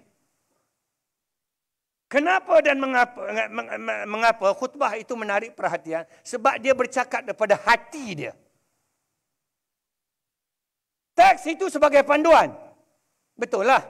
Ya, kita tidak menafikan bahawa berkhutbah ni perlu ada tema, tajuk, panduan daripada pihak-pihak tertentu dan sebagai pihak berautoriti agama. Tetapi tuan-tuan, manusia ini tuan-tuan kena layan 3 perkara asas bila bercakap soal seni bercakap ini. Sebab itu kenapa Datuk Hassan Ali dulu dia berkhutbah di Masjid Mujahidin. Saya dulu masih saya kerja UIA Ustaz. Sanggup pergi Masjid Mujahidin ni. Sebab bila kita berkhutbah, bercakap, dia ada 3 asas penting dalam seni bercakap. Pertamanya disebut sebagai ethos, pathos dan logos. Ini seni bercakap. Ethos ini orang yang bercakap itu mesti ada otoriti, berilmu dalam bidang dia. Kedua, yang berkhutbah itu mesti boleh memainkan emosi orang yang mendengar. Masalahnya apabila khutbah itu dibaca, anak-anak muda yang terpaksa datang masjid itu, pembacaan itu tidak masuk dalam diri dia. Tak maaf Datuk ni, saya cakap terus terang saja. Sebab itu orang datang sembahyang Jumaat, peluang itu tidak digunakan. Datang sembahyang Jumaat jadi budaya dah. Datang kejap pergi, sebab itu dia bersembang saja. Tuan-tuan perhatikan, sembahyang Jumaat itu ketika anak-anak muda datang ni sembahyang, terpaksa datang. Mak bapak suruh, kawan-kawan suruh, engkau tak sembahyang ke? Akhirnya malu kena pergi sembahyang Jumaat. Dia belakang, dia bercakap dan sebagainya. Sebab apa tuan-tuan? Sebab apabila kita bercakap, kita tidak dapat menarik perhatian anak muda ni. Kadang-kadang kita seronok menyalahkan orang, Datuk, betul kan Datuk kan? Tapi kita tidak kaji kenapa dan mengapa dia jadi macam ini. Seni bercakap paling kurangnya ada 3. 1 ethos, pathos. Khatib mesti pandai memainkan emosi orang yang mendengar. Dan ketika logos, hujah-hujah contoh yang boleh menyokong fakta dia. Sebab itu tuan-tuan bawa ke khatib-khatib ni pergi latihan, training bercakap dan sebagainya. Dia tidak membawa keberkesanannya sekiranya dia tidak dapat menguasai ilmu bercakap ini dengan baik. Boleh ataupun tidak kita memberikan sedikit kelonggaran supaya khutbah itu tidak dibaca. Tapi dia bercakap daripada hati dia sebagai orang yang berilmu. Saya tidak menafikan Datuk persekitaran memainkan peranan, TV, media massa memainkan peranan yang penting untuk mendidik generasi akan datang. Ya. Tetapi kalau asas itu kita tidak bentuk, pada rumah kita tidak bentuk, ke masjid dan surau pun kita tidak bentuk, kita tidak sediakan satu suasana yang boleh menarik perhatian dia. Tuan-tuan dan puan-puan, saya bagi satu contoh ya. Kenapa dan mengapa gereja, minta maaf sebut sikit. Sebut sikit ni. Ya. Gereja menarik perhatian. Saya dulu, minta maaf lah. Ya. Sebelum saya masuk Islam ni, saya berkesempatan berada dalam agama Kristian sebentar. Daripada Buddha, pergi hijrah ke Kristian sekejap. Dan kemudian barulah kita menganut agama Al-Islamu ya'lu wa la yu'la alahi. Ya. Saya nak sebut tuan-tuan, kenapa dan mengapa tarikan gereja ini berjaya menambat hati anak-anak muda, berjaya menambat hati bekas-bekas penagih dadah. Saya nak sebut Datuk ya, saya banyak buat kajian bila Datuk sebutkan tadi daripada 10, 8 penagih dadah dan sebagainya. Saya membuat kajian tentang dadah ini di seluruh Malaysia. Sebab saya masih berkhidmat sebagai seorang pensyarah. Minta maaf ni. Kalau Datuk sebut sebegitu, saya tidak nafikan. Ya, kalau ikut pecahan dia, memang ya, paling ramai yang menagih dadah ni orang kita lah. Kalau tuan-tuan pergi ke pusat serenti ke seluruh negara, tuan-tuan tengok majoritinya adalah orang Melayu Islam. Tuan-tuan boleh tengok, pergilah. Sama ada pusat serenti ni, sekarang ni tidak disebut sebagai pusat serenti. Dia disebut sebagai puspen, pusat pemulihan apa benda lah, saya pun dah lupa dah. Ya, setiap negeri saya pergi buat kajian tentang dadah ini. Dan memang Datuk ya, kalau benda-benda yang menjadi ketagih ni memang susah untuk kita keluar pada situ lah. Saya nak sebut kepada tuan-tuan dan puan-puan ini soal dadah, soal semayang ini bukan soal baru. Ini soal yang sudah begitu lama ya, yang kita kalau kita tengok dari segi tagline kita, kalau dadah ni Datuk, kita dadah musuh utama negara. Perangi dadah habis-habisan dan sebagainya. Semakin kuat tagline dia, semakin ramai orang menagih dadah. Nak ceritanya. Jadi dalam soal ini, siapakah yang kita nak bersalahkan Datuk kan? Saya nak sebutkan di sini tuan-tuan. Memang persekitaran kita sudah begitu keadaan dia.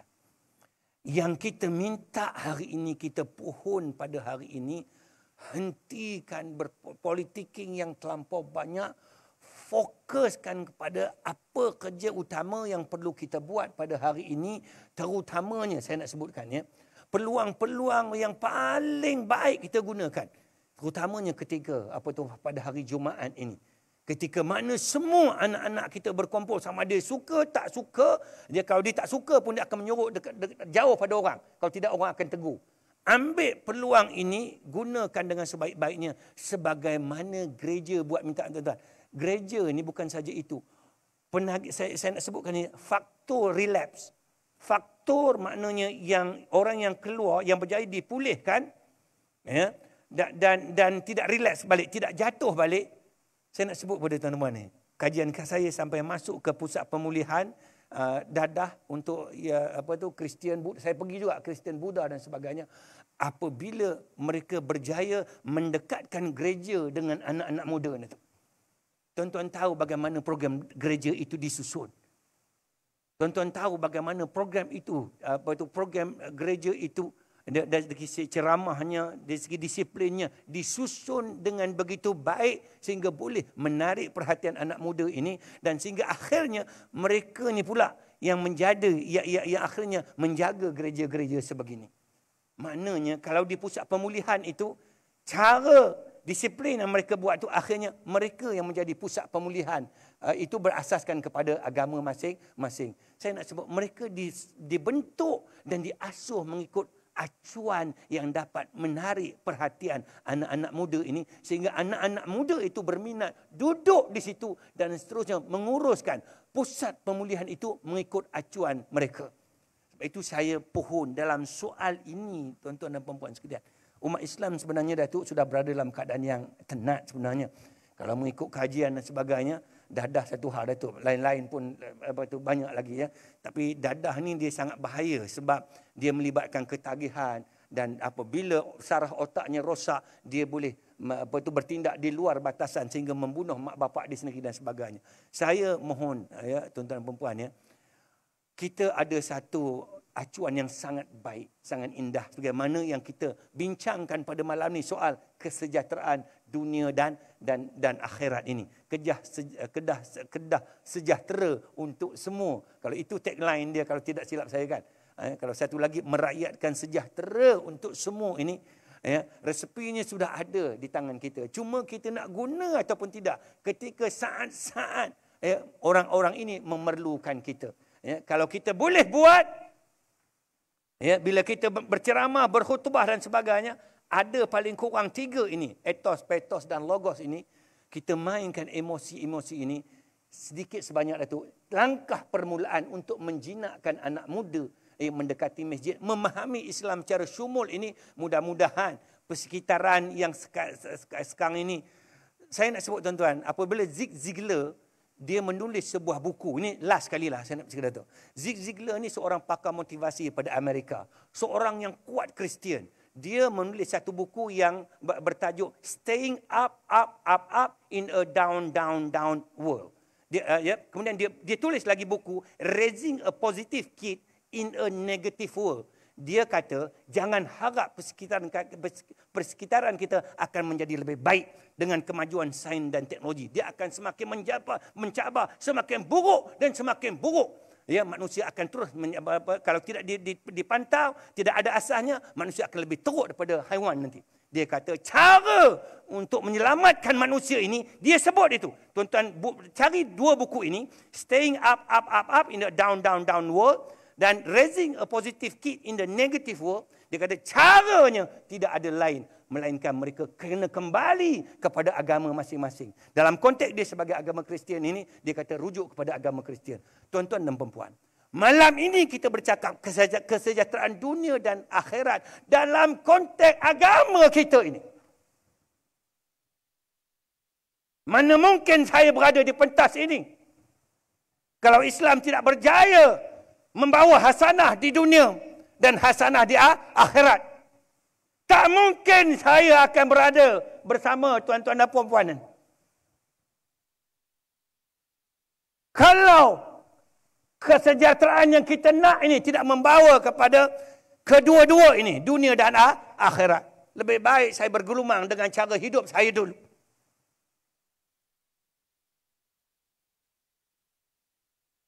Tetapi kita bercakap soal ini pada malam ini. Dan kesedaran ini sudah mula berlaku di Barat, Datuk. Mereka sudah menyeru kembali kepada agama. kita masih lagi mempermain-mainkan agama. Kalimah Allah tak selesai lagi. Dah lah nak cakap, nyampah lah. Terima kasih ya Profesor Dr. Redwanti, tuan-tuan dan puan ya. Begitulah tuan-tuan ya. Saya bila dengar, bila jumpa, bila tengok orang yang nama Redwanti ni, saya malu tuan-tuan ya. Saya tak boleh bercakap begitu lantang agama macam dia bercakap. Saya tak boleh, tak tahu pasal apa, tak boleh tak nak keluar agaknya kan ya. Sebagaimana dia tuan-tuan, macam mana dia dipalu di sana, dipalu di sini dan sebagainya, masih tegak Redwanti dengan prinsip-prinsip yang dipegangnya. Ini Redwanti. A convert tuan-tuan, convert. Saya Islam dengan percaya ini dah 75 tahun, darahnya Islam. Tapi kekuatan untuk membawa Islam dalam hidup ini, malu saya kepada Redwanti ini. Tuan-tuan tengok malam ni, apa yang disebut. Bahkan saya pernah dengar ceramah-ceramahnya, sedang mengikuti YouTube-nya dan mengikuti tuan-tuan dan puan, idea-ideanya macam mana dia sampaikan tu. Tuan-tuan di sini berasa malu bagaimana convert seperti dia membawa Islam dalam hidupnya. Saudara yang saya bentikan sekalian ni. Sebab itu tuan-tuan ya, yang dia agaknya teman-teman di Kedah ni boleh tengoklah etosnya, petosnya, logosnya. Betul tuan-tuan dan puan ya. Tuan-tuan kalau tengok ya, tuan-tuan perhatikan khutbah dibacakan ya. Tuan-tuan cuba tengokkan yang tidur, yang buka telefon tuan-tuan, yang buka telefon. Anak-anak yang biasanya tuan-tuan dan puan kadang-kadang pakai uniform sekolah berada di itu, dekat-dekat ambil wuduk, tempat-tempat ambil wuduk tu. Main kadang-kadang sampai membanding bola kadang-kadang tuan-tuan dan puan. Pasal tak ada etos, tak ada petos dan tidak ada logos. Jadi saudara inilah agaknya kalau Kedah dapat memikirkan macam mana caranya nak pancing anak-anak muda ini. Dan disebutkan tuan-tuan dan puan, seminggu sekali hari Jumaat itu merupakan yang paling penting sekali untuk menyalurkan ilmu, untuk menyalurkan maklumat dan lebih daripada itu tuan-tuan dan puan, untuk memanggil, untuk mematuk, untuk menggigit, untuk menyentuh jiwa-jiwa manusia yang kecil, manusia yang muda-muda ini tuan-tuan dan puan, insya-Allah. Akhirnya tuan-tuan kita nak pergi kepada pusingan yang ketiga ni, kalau boleh 5 minit sajalah. Saya nak bercadangkan supaya kita tamatkan dalam pukul 11.15. Maknanya kita berforum ini dalam 1 jam 40 minit begitu insya-Allah. Yang akhirnya agaknya tentang bersesuaian kalau misalnya saya nak pendapat daripada yang berbahagia Datuk Seri Tuan Ibrahim Tuan Man mengenai kepimpinan, peranan pemimpin ini untuk menyediakan suasana, peranan pemimpin untuk menunjukkan satu contoh manusia-manusia kita nak bawa misalnya tuan-tuan. Dan tadi disebutkan tuan-tuan berapa contoh-contoh Khalifah Abdul Rashidnya, apalagi lah contoh-contoh tengok Khulafaur Rashidin dan juga yang lain-lainnya, sampailah contoh-contoh manusia kontemporari, manusia muslim yang dapat dijadikan contoh-contoh itu. Macam mana caranya kita nak pemimpin-pemimpin yang ada di sekitar kita, pemimpin keluarga, pemimpin masyarakat, pemimpin negeri, pemimpin negara, tuan-tuan dan puan, dapat menjadi contoh kepada insan-insan yang lain yang dipimpinnya untuk berjaya di dunia, berjaya di akhirat, terutama hal mengenai akidah, hal mengenai syariah, hal mengenai ibadah, hal mengenai akhlak yang mesti secara kolektif, secara integratif mesti ditunjukkan oleh pemimpin-pemimpin ini. Macam mana Ustaz?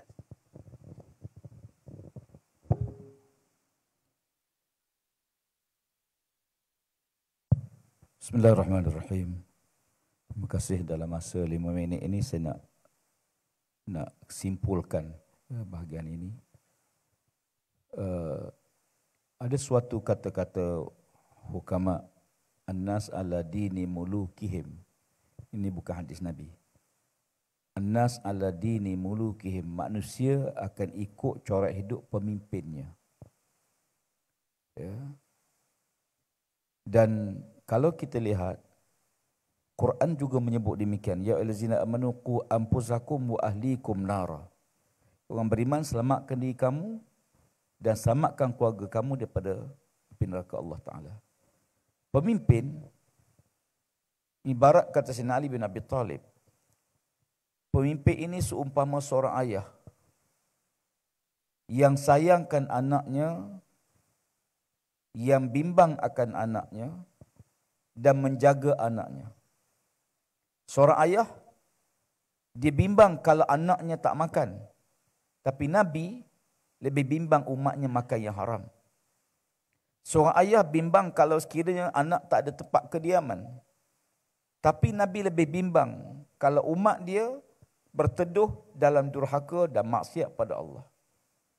Maka menjadi pemimpin ialah role model, contoh terbaik. Ya. Sebagaimana yang seringkali hadis yang kita baca, kullukum ra'in wa kullukum mas'ulun an ra'iyati. Setiap kamu pemimpin, setiap pemimpin akan ditanya oleh Allah Ta'ala di akhirat tentang kepimpinannya. Maka persoalan besar di sini ialah dia tak fikir apa yang ada depan dia saja, tapi bagaimana dia nak selamatkan keluarganya, masyarakatnya daripada kemurkaan Allah. Maka kan itu sebagai pemimpin, kita bukan hanya menggarap rakyat kepada nilai baik, tapi di waktu yang sama, nilai-nilai yang merosakkan, yang tak baik bagi rakyat, kita kena cegah. Ya, sebab tu bila kita tutup premi perjudian, sebagai contoh, bawakan pada saya mana agama yang benarkan judi. Mana pihak yang mengatakan arak tu baik. Ya, semua orang mengakui bahawa nilai-nilai tak baik. Seorang pemimpin, dia bukan saja bimbang terhadap kemurkaan Allah Ta'ala pada negaranya akibat durhaka rakyat dia. Maka kan itu dia akan berusaha untuk nilai yang tak baik ni mesti dicegah. Kita suruh yang ma'ruf, bagus. Tapi dia kena datang sekali. Kuntum khairu ummah ukhrijat linnas ta'muruna bil ma'ruf wa tanhauna 'anil munkar wa tu'minuna billah. Ada 3 teras. Pertama, suruh yang ma'ruf. Yang kedua, kena cegah yang mungkar. Yang tiga, kena beriman dengan Allah Ta'ala. Baru ada nilai. Iman itulah yang menyebabkan nilai amal ma'ruf kita dapat pahala, cegah mungkar pun dapat pahala. Kan iman pada Allah. Tapi apa yang Allah sebut? Walau ama'anul kitab bila kana khair. Kalau ahli kitab tu mereka beriman dengan Allah, mereka lebih baik pada kamu, kata Allah. Maka kan itu rahim ini yang kita bawa. Macam mana kita nak buat? Lahirkan, tegakkan Islam dalam rumah tangga kita. Akan tertegak Islam di atas bumi kita. Ya. Bina keluarga kita. Ya. Supaya anak-anak kita, keluarga kita dibesar dalam suasana mentaati perintah Allah Subhanahu Wa Taala. Ya. Saya dulu, ialah kita generasi awal.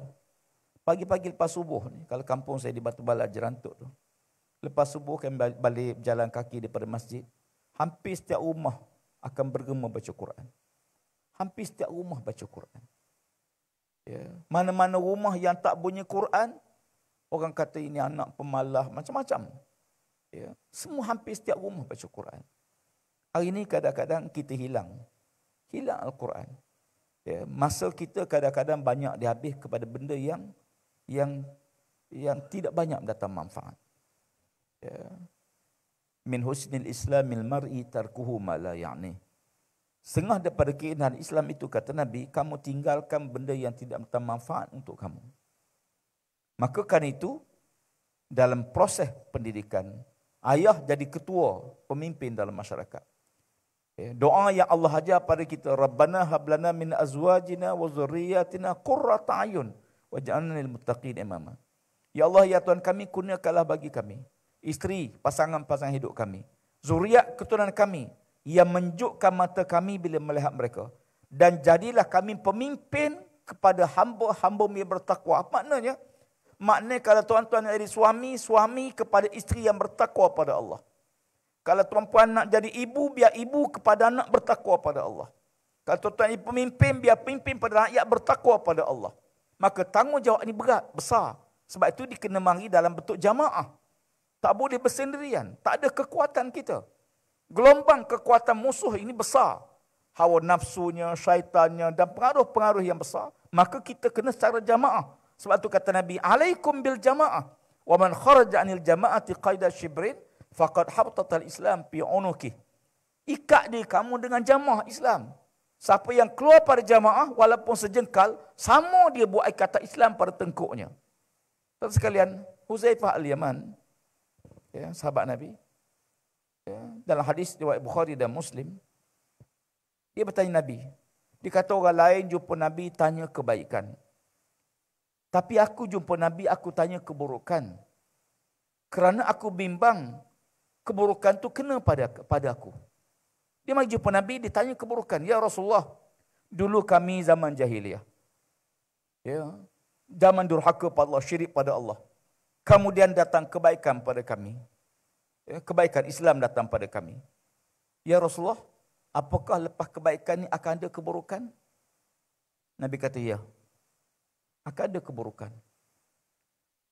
Ditanya balik, apakah lepas keburukan tu akan datang kebaikan semula? Nabi kata, ya. Tapi dipenuhi dengan dukhan. Dukhan ni asap. Ya. Mula-mula keburukan zaman jahiliah belum Islam. Kemudian kebaikan. Lepas kebaikan akan datang keburukan.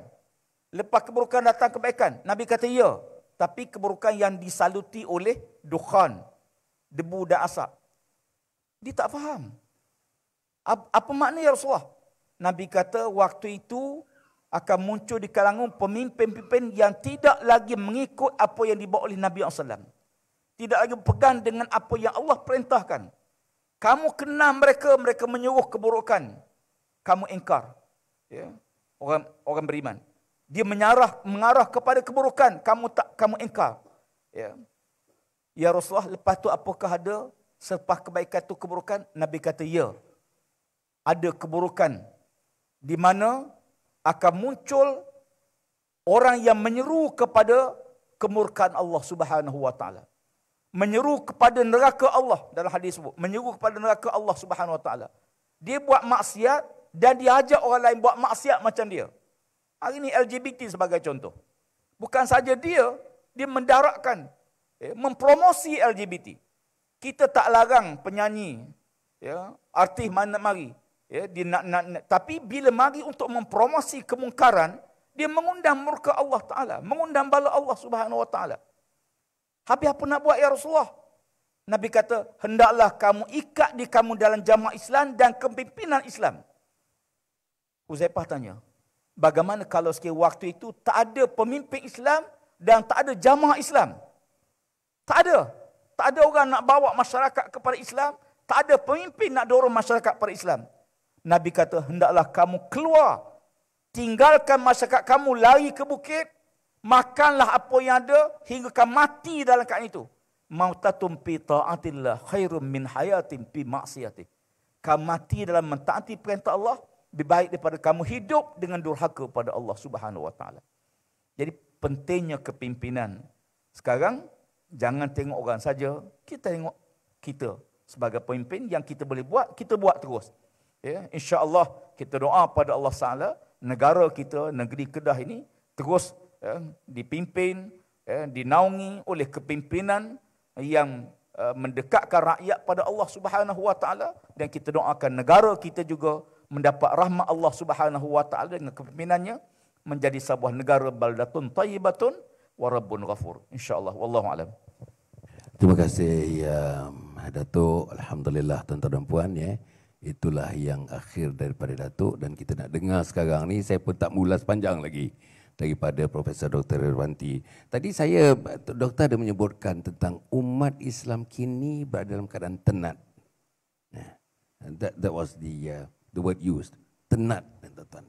Tenat dari segi akidah, tenat dari segi syariah, tenat dari segi akhlak, dan sebagai profesor, sebagai doktor yang mengajar, yang telah menunjuk ajar masyarakat luas, agaknya apa lagi selain daripada khutbah tadi yang kita nak pegang ni, selain daripada etosnya, daripada petos dan logosnya, apa lagi agaknya satu perkara nak ditinggalkan dalam masa 5 minit ni untuk teman-teman yang menyaksikan Facebook Live sekarang ini, TikTok dan sebagainya, dan teman-teman yang berada di Dewan ini, Mentalun ini, dapat membawa pulang sesuatu hasil daripada kehadiran mereka pada malam ini. Silakan. Datuk Hassan selaku pengurusi pada malam ini, saya nak tutup begini saja. Saya mengambil contoh apabila pertandingan bola sepak Piala Dunia diadakan di Qatar. Bagaimana hebatnya seorang pemimpin menukarkan sebiji bola yang menjadi lambang maksiat sebelum ini, dan dia bertukar menjadi satu simbol dakwah yang telah mengislamkan puluhan ribu manusia. apabila Qatar dipilih menjadi tuan rumah Piala Dunia, pemimpin dia berkata, ini pemimpin Islam, atas nama Islam, agama yang ada penegasannya. Sebab itu bila Datuk Tuan Ibrahim sebutkan tadi, ya, agama mana yang membenarkan arak, judi, LGBT dan sebagainya, tak ada. Agama lain memberikan satu penegasan yang tuntas.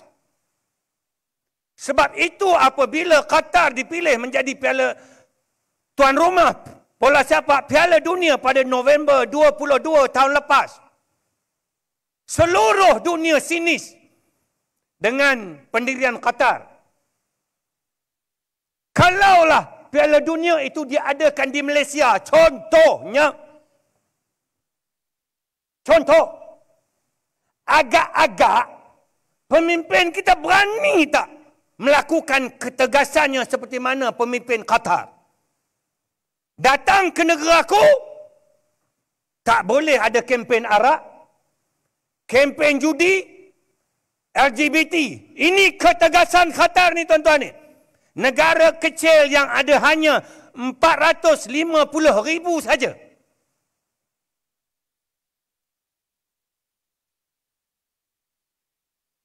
Ya. Dunia nak pulaukan. Asalnya, ni cerita je panjang tu. Nak cerita pendek je lah. Dunia asal nak pulaukan di atas ketegasan ini. Tapi akhirnya, Piala Dunia itu berjaya diadakan di Qatar. Tuan-tuan tengok satu pembukaan Piala Dunia yang tidak pernah diadakan sebelum ini. Laungan ayat-ayat suci Al-Quran. Dipilih pula ayat-ayat yang meraihkan bagaimana Islam meraihkan kepelbagaian ini. Dan dialunkan oleh seorang budak cacat ini. Antara ayat yang dipilih dalam surah Al-Hujurat ayat 13. وَجَعَلْنَاكُمْ شُعُوبًا وَقَبَائِلَ لِتَعَارَفُوا. Tuan-tuan dan perempuan, satu orang kata majlis pembukaan bola sepak Piala Dunia yang tidak pernah dibuat sebelum ini. Ayat-ayat suci dilaungkan. Penegasan soal arak, maksiat, LGBT ditegaskan dengan begitu hebat sama sekali. Tidak ada tolak ansur. Akhirnya orang nampak keindahan Islam. Kalau tuan-tuan tengok hasil daripada FIFA di Qatar itu, ribuan manusia memeluk agama Islam dan mereka balik ke negeri masing-masing. Mereka mendekati masjid-masjid, madrasah-madrasah untuk mengetahui apa Islam itu sebenarnya. Penegasan inilah yang telah berjaya mempamerkan keindahan Islam. Saya nak sebut tuan-tuan dan puan-puan sekalian, kalau Islam itu sama saja seperti mana agama-agama lain, dan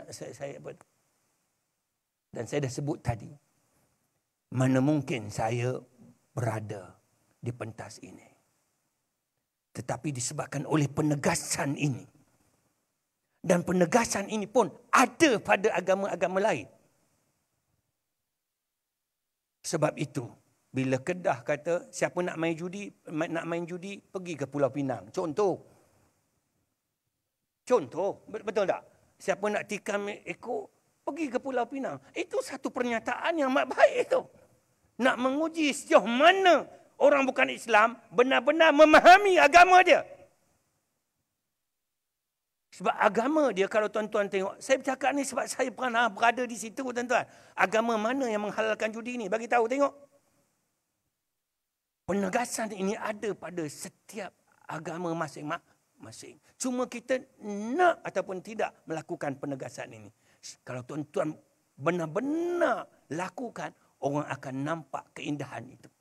Sebab dunia hari ini sudah mula hancur. Dan ini yang ditulis oleh Zig Ziglar itu. Bila dia kata orang akan hidup dalam down world. Dunia akan menjadikan manusia ini lebih teruk daripada haiwan nanti ini. Maka yang akan menyelamatkannya hanyalah agama. Sebab itu saya mohon tuan-tuan dan puan-puan sekalian. Ini bukan masa untuk kita main-main lagi. Ini bukan masa untuk kita berretorik dan sebagainya.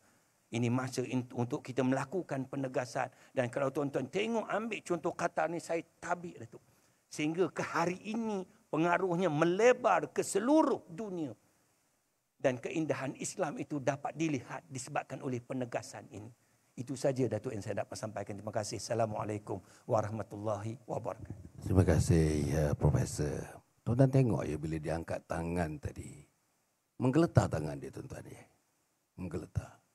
Maknanya tuan-tuan, bagi Ridwanti, Islam ini segala-galanya.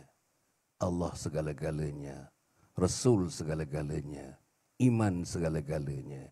Hidup segala-galanya. Dan mati pun segala-galanya tuan-tuan. Inilah insan Islam, inilah insan Muslim. Yang tuan-tuan dan saya, mungkin tuan-tuan tidak saya, malulah tuan-tuan dan puan. Macam mana tuan-tuan bergerak tangannya.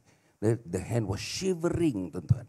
Ya, bergerak tangan ini untuk menyatakan sesuatu, isi hati seorang insan yang kerdil tuan-tuan. Untuk menyatakan sesuatu kebesaran Allah, kehebatan Allah Subhanahu Wa Taala yang menjadikan kita insan di permukaan bumi ini. Hanya tuan-tuan dan puan insya-Allah sikit dalam masa 1 minit ni.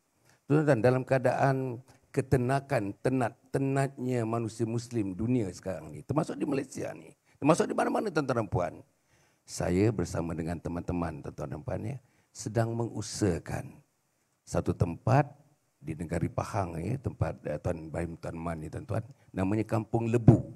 Kampung Lebu dekat dengan Mempaga. Dekat dengan Mempaga, 3 minit 4 minit daripada Mempaga. Tuan-tuan dan puan, tanah 7 ekar yang diwakafkan oleh 2 pasangan profesional. Suaminya consultant, property consultant, isterinya senior lawyer tuan-tuan. Sudah berumur 47 tahun, lawyer. Mereka mewakafkan tanah 7 ekar. Diwakafkan kepada Majlis Agama Islam Pahang, tuan-tuan dan puan, dan dijaga oleh Wakaf Pahang. Dan saya, yayasan saya dijadikan mutawalinya untuk mengurus mentadbir dan membangunkannya tuan-tuan dan puan. Apa yang nak dibangunkan?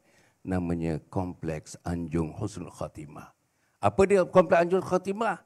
Sinilah pusat mati dalam Islam, pusat mati dalam iman, pusat mati akhirnya mengucap la ilaha illallah Muhammadur Rasulullah. Satu-satunya mungkin dalam dunia. Apa yang ada di sini tuan-tuan nanti, ada 3 perkara yang ada di sini. Yang pertama, pusat pengajian. Pusat pengajian agama untuk mereka yang berumur 50 tahun ke atas. Sekarang ni model yang saya ambil di Kuala Selangor tuan-tuan. Di Kuala Selangor punya model. Yang datang di situ manusia yang sudah waktu bekerja dulu. Waktu hidup di dunia bekerja sebelum umur 50 tahun atau 60 tahun tuan-tuan dan puan. Sibuk dengan dunia. Hubbud dunia wa karahiyatul maut. Cinta pada dunia, benci kepada kematian. Akhirnya sembahyang Jumaat pun tak pergi kerana kerja, kerana tugas dan sebagainya. Bila sampai umur 50, 60 baru timbul keinsafan. Mana nak pergi tuan-tuan? Mana nak pergi bila timbul keinsafan? Aku nak mati dalam Islam, aku nak mati dalam iman, aku nak mati dengan kalimat la ilaha illallah Muhammadur Rasulullah. Tuan-tuan bagi tahu saya di mana tempat mereka nak pergi. Di sinilah tempatnya, namanya Kompleks Anjung Husnul Khatimah. Program yang kedua namanya tuan-tuan dan puan ialah program penjagaan. Program penjagaan warga tua ataupun dikatakan the aged home care. Tuan-tuan, kita jaga mereka. Mereka datang. Anak-anak mereka meletakkan mereka di situ untuk mereka bertahajud. 7 hari, 7 malam bertahajud. 30 hari, 30 malam bertahajud. Satu tahun, 365 hari, 365 hari bertahajud. Dengan ilmu-ilmu yang diberikan daripada pagi, tengah hari, petang sampai ke malam. Untuk membolehkan mereka membawa satu kehidupan bertemu dengan Allah dalam keadaan radallahu anhum wa radu'an. Allah redha kepada mereka dan mereka redha kepada Allah Subhanahu Wa Taala. Dan program yang ketiga tuan-tuan, kursus pendek. Ada 5 modul. Modul 1 sampai modul 5 kursusnya seminggu. Anak yang remaja, anak dewasa boleh datang, mak bapak pun boleh datang. Kursus-kursus ini namanya Mati dalam Husnul Khatimah 1, Mati dalam Husnul Khatimah 2, sampailah mati dalam Husnul Khatimah yang kelima. Sekarang tempat itu sedang dibereskan, sedang diratakan tanahnya. InsyaAllah tuan-tuan, dia punya pecah tanahnya akan dilakukan di awal bulan Ogos yang akan datang ini. InsyaAllah, tuan-tuan dan puan, kita ada brosur-brosurnya ada di sini. Saya akan ada di sini tuan-tuan hari Sabtu nanti. Program kuliah duha, insyaAllah pukul 9.30 agaknya sampai pukul 11.30. Saya akan mengadakan program duha di sini kepada teman-teman, kepada sahabat-sahabat. Boleh datanglah bersama-sama kita tuan-tuan dan puan hari Sabtu yang akan datang. Tapi tuan-tuan ya, yang hendak akan mendengarkan cerita lanjut mengenai Kompleks Anjung Husnul Khatimah di Kampung Lebu, tuan-tuan ya, mempaga, bentung, pahang Darul Makmur, bolehlah dapatkan kepada teman-teman sahabat saya. Ada sahabat saya dekat sini, tuan-tuan dan puan ya. Mungkin ada meja-meja di sini boleh dapatkan brosur-brosur ni. Tuan-tuan bacalah. Tuan-tuan nak derma pun boleh, tak mau derma pun tak apa tuan-tuan. Tetapi ini bukan projek Hasan Ali, bukan projek Yayasan Hasan Ali. Ini projek umat Muhammad sallallahu alaihi wasallam. Saudara-saudara, marilah kita bersama-sama, diri kita, keluarga kita, anak kita, teman kita, sahabat kita, seluruh umat, kita nak mati dalam husnul khatimah. Mati membawa bendera Rabbana atina fid dunya hasanah wa fil akhirati hasanah wa qina azabannar. Jadi tuan-tuan cukup setakat itu. Terima kasih yang tidak terhingga kepada Datuk Seri Tuan Ibrahim Tuan Man, kepada Profesor Dr. Ridwan T yang saya sanjung tuan-tuan. Saya malu dengan dia sebenarnya. Kepada yang berbahagia Datin Seri, isteri kepada Datuk Seri Menteri Besar Negeri Kedah ini, dan kepada teman-teman, sahabat-sahabat, termasuklah kita punya Datuk Seri Syahidan Kasim yang dapat bersama-sama dengan kita malam ini, dan teman-teman yang lainnya. Mudah-mudahan tuan-tuan, kehadiran tuan-tuan pada malam ini, paling tidaknya kita dengar perkataan ethos, kita dengar perkataan petos, dan kita dengar perkataan logos malam ini. Dan tuan-tuan menongkan tuan-tuan dan puan, apakah artinya dan apakah kombinasi-kombinasi ini mempunyai implikasi yang sangat hebat kepada kemajuan Islam, kemajuan iman, kemajuan taqwa, kemajuan ihsan kepada penduduk, kepada masyarakat dan umat Muhammad di kawasan ini dan di kawasan-kawasan yang lain. Cukup setakat itu. Terima kasih kepada penganjur, terima kasih kepada semua, terima kasih yang terlibat secara langsung dan tidak secara langsung, terima kasih yang hadir. Bagi isteri saya yang sama-sama hadir pada malam ini, diucapkan terima kasih. Aqulu qouli hadza wa astaghfirullahaladzim li wa lakum wa lisairil muslimina wal muslimat innahu huwal ghafurur rahim. Wassalamualaikum warahmatullahi wabarakatuh.